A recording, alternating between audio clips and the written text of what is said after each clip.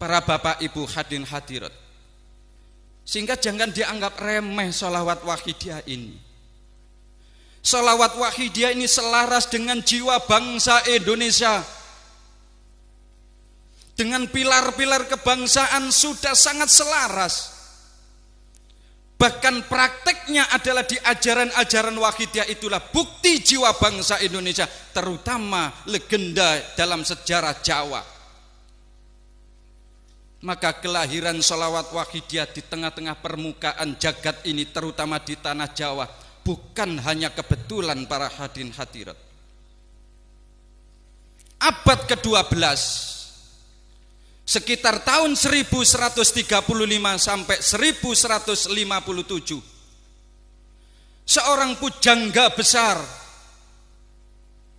yang bernama Prabu Jayabaya telah memprediksi kehadiran sholawat wahidiyah di tengah-tengah permukaan jagat ini.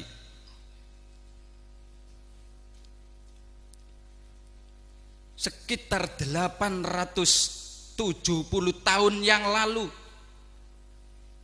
beliau Prabu Jayabaya, Raja Kediri, telah memprediksi akan kehadiran sholawat wahidiyah. Ini ditulis di dalam kitab Asrar atau Musyasar, dikarang oleh Sunan Giri. Itu jelas dijelaskan tentang kehadiran sholawat wahidiyah, tertulis dengan bahasa Jawa. Prabu Jayabaya menegaskan, sesuk ana warsa jinga nemlu, ana dewa mengejawentah arupa menungso, pasuryane kadya Bathara Krisna, diarani menungso, diarani dewa wujud menungso, ananging nyumurupi lakuning jaman, nyumurupi mbah-mbah ira sak pandhuwur, sing krungu asmane padha gething, asmane bisa ngramekne papan sepi. Sak bejo-bejone wong yaiku sing gelem melu lan bisa nyanding, sak ben sura nguntapke kumara, nglumpukake manungsa kang wis khatam nebus dosa, diajak lenggah nang ndure lemah nang isi dosa.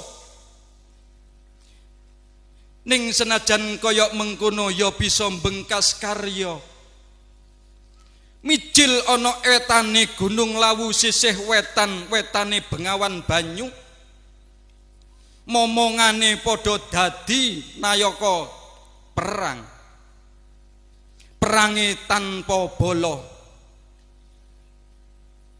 sekti mandraguna tanpa aji-aji. Hadirin wal hadirat, kalau dikaji ramalan Jayabaya ini, inilah wujud pengamalan sholawat wahidiyah.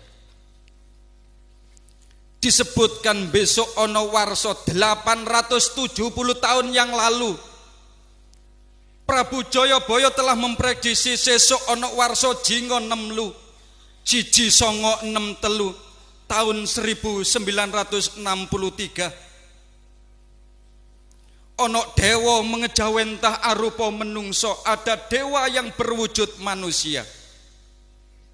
Pasuryane kadya Bathara Krisna, perilakunya, penampilannya, hatinya seperti cerita di Mahabharata, yaitu Krishna. Diarani dewa, disebut dewa tapi seperti manusia biasa yang tidak tampak kehebatannya. Sangat sederhana, tetapi mengetahui keadaan zaman dan keadaan leluhur kita yang sudah ada di alam baka. Inilah beliau mu'alif sholawat wahidiyah, sing krungu asmone padha geding. Pun sejarah perjuangan wahidiyah, mungkin panjenengan latar belakangnya jadi pengamal, dulu juga sangat benci dengan wahidiyah. Banyak di antara pengamal yang seperti itu. Tidak ada gerakan sholawat yang banyak mendapatkan tentangan, cacian, hambatan kecuali hanya sholawat wahidiyah. Begitu orang mendengar nama beliau Mu'alib Kiai Haji Abdul Majid Ma'ruf, sudah timbul suudan kebencian. Apalagi mendengar nama wahidiyah kayak alergi. Padahal itu adalah teman-teman yang mengatasnamakan Islam, membenci sholawat. Ini memang menjadi sunatullah. Bahkan 1200 tahun yang lalu Syekh Sahal At-Tustari juga meramalkan, alaikum bil iktidai bil asari was sunati fa inni akhafu sayati an qalili zamani idza dzakarul insanu nabiyya sallallahu alaihi wasallam zammuhu wa nafaru anhu wa tabara'u minhu wa adalluhu wa ahanuhu. Kata Syekh Sahal, hei umat masyarakat, mbok yo sira kabeh iku berusaha nyedhek nang Kanjeng Nabi. Ikutilah sunah, tuntunan, bimbingan, lakunya, perilakunya Rasul. Tumbuhkan kedekatan mahabbah imaniyah kepada Rasul. Sebab aku khawatir, aku takut tidak lama lagi akan datang suatu keadaan zaman di mana pada zaman itu ada orang yang menyebut-nyebut Rasul, membaca sholawat kepada Rasul, berusaha mengingat nyambung keyakinan kepada Rasul. Zammuhu wa nafaru anhu, dibenci oleh masyarakat, dicaci maki oleh masyarakat, dijauhi oleh masyarakat, direndahkan oleh masyarakat. Sudah terbukti dalam perjuangan wahidiyah. Meskipun ini sunatullah, memang kadang-kadang secara syariat orang membenci wahidiyah, merendahkan, menistakan wahidiyah. Kadang-kadang juga sebab perilaku kita, orang-orang yang mengaku wahidiyah, mengaku pengamal wahidiyah, tapi tidak cocok dengan bimbingan beliau Mu'alib sholawat wahidiyah. Ini sudah diramal.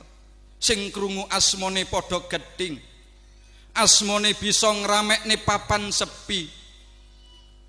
Jika kita berbicara tentang perjuangan wahidiyah, mau mencurahkan pikiran kita, pasti tidak ada waktu untuk kita duduk. Karena begitu banyaknya yang harus kita tangani dalam perjuangan ini. Tapi di saat kita cuek, tidak mau berpikir, acuh tak acuh, seakan-akan wahidiyah itu kecil, tidak ada kegiatan. Ya seperti itulah ritual membaca sholawat, mungkin hanya bernilai seperti itu. Tapi begitu kita terjun dan kita berpikir tentang wahidiyah, tidak ada habisnya waktu kita untuk mencurahkan dan selalu ramai membicarakan perjuangan ini. Apalagi membicarakan tentang beliau, jasa-jasa beliau. Ini akan senantiasa meramaikan komunikasi di dalam jiwa raga kita di antara pengamal ini. Sak bejo-bejone wong nggih niku wong sing gelem melu lan bisa nyanding. Tidak hanya jadi pengamal, seuntung-untung manusia adalah orang yang mau mengamalkan dan selalu istighfar kepada beliau, nempel hatinya, nyanding kepada beliau. Karena sumbernya kekuatan makrifat sadar kepada Allah adalah menurut ukuran zauqiyah kita, hubungan kita untuk mendapatkan tarbiyah dari beliau. Inilah para bapak ibu hadirin hadirat, sak ben sura nguntapke kumara. Awal mujadah kubro adalah bulan Muharram, bulan Suro, tahun 1964. Pada lahirnya sholawat wahidiyah adalah bulan Zulhijjah. Menurut kajian sejarah, tanggal 10 Mei tahun 1963 itulah lahirnya sholawat wahidiyah. 63 sempurna tahun 80. Memakan waktu sekitar 17 tahun, 7 bulan, 17 hari. Wahidiyah lahir tahun 63 sampai 80, ternyata memakan waktu 17 tahun 7 bulan 17 hari. Mungkin itu yang melatar belakangi Mujadah 717. Angka 7 angka keramat. 7 bermakna lek tiang Jawa ilmu gaduk-gaduk pitu niku pitulungan. Angka keramat yang tidak bisa dibagi oleh angka lainnya. 17 pitulas pitulungan krono welas. Jadi mutobiknya kecocokan kondisi bangsa kita dengan sholawat wahidiyah sangat selaras.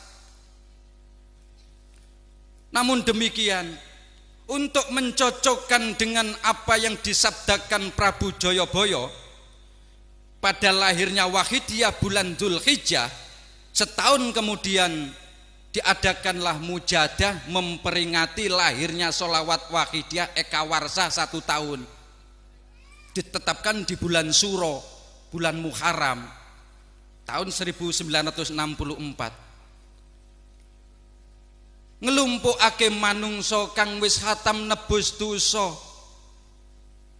Setelah diadakan mujadah 40 hari di tempat kita masing-masing, intinya kita disucikan jiwa raga kita, digembleng dalam mujadah 40 hari itu.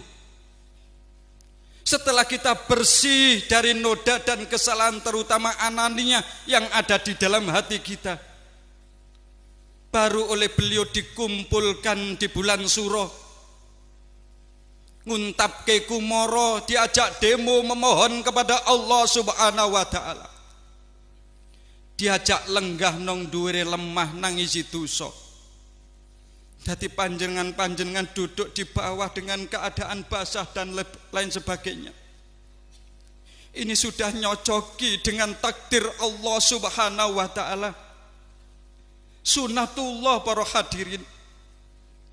Bahkan kalau perlu di antara para bapak DPMTD yang ada di pusat ini juga duduk bersama dengan jamaah-jamaah yang lainnya di atas tanah, menangisi dosa-dosa kita untuk kepentingan umat, masyarakat, dan bangsa negara kita ini. Inilah para bapak ibu hadirin hadirat, sehingga munculnya wahidiyah awal pertama kali.